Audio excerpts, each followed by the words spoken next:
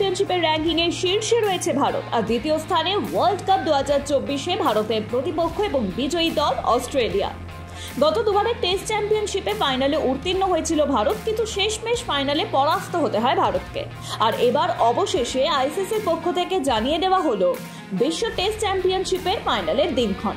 আগে থেকেই নির্ধারিত ছিল 2025-এর ফাইনাল হবে ঐতিহাসিক লর্ডসে, আর এবার ঘোষণা করা হলো দিনক্ষণ। 11ই জুন থেকে 15ই জুন পর্যন্ত চলবে ফাইনাল ম্যাচ। 16ই জুন রাখা হয়েছে রিজার্ভ দিন। 2023-এর ওয়ার্ল্ড কাপের পর এবারও অধিনায়কের ভূমিকায় থাকবেন হিটম্যান রোহিত শর্মা, কিন্তু কোচের পদে হয়েছে রদবদল। রাহুল দ্রাবিড়ের জায়গায় ইতিমধ্যেই ভারতের টিমের কোচের দায়িত্ব গ্রহণ করেছেন গৌতম গম্ভীর। আর এখন সবার একটাই নজর, দুজনের যুগলবন্দি কি এবারও সাফল্য এনে দিতে পারবে? আর যার উত্তর পাওয়া যাবে আগামী বছরের জুন মাসে।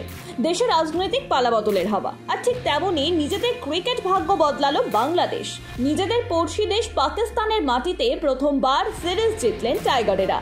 প্রথম টেস্টে রাওয়ালপিন্ডিতে 10 উইকেটে জয়ের পর দ্বিতীয় টেস্টেও বাবর আজমদের 6 উইকেটে পর্যুদস্ত করল বাংলাদেশ। আর দ্বিতীয় টেস্টে 6 উইকেট জিতে ইতিহাস তৈরি করলো বাংলাদেশ, নিজেদের নামে পাকা করলো সিরিজের তকমা। প্যারিস অলিম্পিক 2024-এর পর প্যারিসেই আবারও বসেছে অলিম্পিকের আসর, আর এবার প্যারালিম্পিক্স 2024, যেখানে ভারতের জয় জয়কার। ইতিমধ্যে লিস্টে 15 নম্বরে জায়গা করে নিয়েছে ভারত, আর এবার আবারও ভারতের ঝুলিতে এলো আরও একটি পদক। এবার 400 মিটারে টি20 বিভাগে ব্রোঞ্জ জিতলেন দীপ্তি জীবনজি। ইতিমধ্যেই ভারতের ঝুলিতে 15টি পদক জিতেছেন ভারতের অ্যাথলিটরা, যার মধ্যে রয়েছে 3টি সোনার পদক। টোকিও প্যারালিম্পিক্স 2020-তে ভারতের ঝুলিতে মোট পদক এসেছিল 19টি, আর এবার চলছে প্যারিস প্যারালিম্পিক্স 2024। ইতিমধ্যেই টোকিওর রেকর্ড ভেঙে দিয়ে প্যারিসে এগিয়ে গেছে ভারত।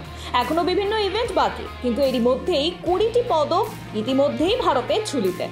আগামী দিনে পদকের সংখ্যা আরো বাড়বে বলেই আশা ভারতবাসীদের। টি20 বিশ্বকাপ 2024 জেতার পরই ভারতের অধিনায়ক হিটম্যান থুরি রোহিত শর্মা জানিয়ে দেন আন্তর্জাতিক টি20 থেকে তিনি নিচ্ছেন অবসর। যদিও এখনো তিনি ওয়ানডে এবং টেস্টের দলের অধিনায়ক রয়েছেন, কিন্তু এবার কি তিনি ওয়ানডে বা টেস্ট দলের অধিনায়কত্ব ছাড়তে চলেছেন? কি বলছেন তিনি? সামনেই রয়েছে একের পর এক টুর্নামেন্ট। বাংলাদেশ নিউজিল্যান্ডের পর বছর শেষে অস্ট্রেলিয়ার টেস্ট খেলতে যাবে টিম ইন্ডিয়া, তাই আপাতত রোহিতের ভাবনাতে ঘুরছে সেই পরিকল্পনায়। অবসরের কথা এখন মাথাতেই আনছেন না তিনি। এমনকি সামনের বছরের চ্যাম্পিয়ন্স ট্রফি রয়েছে, সেখানেও তিনি খেলবেন বলেই জানা গিয়েছে।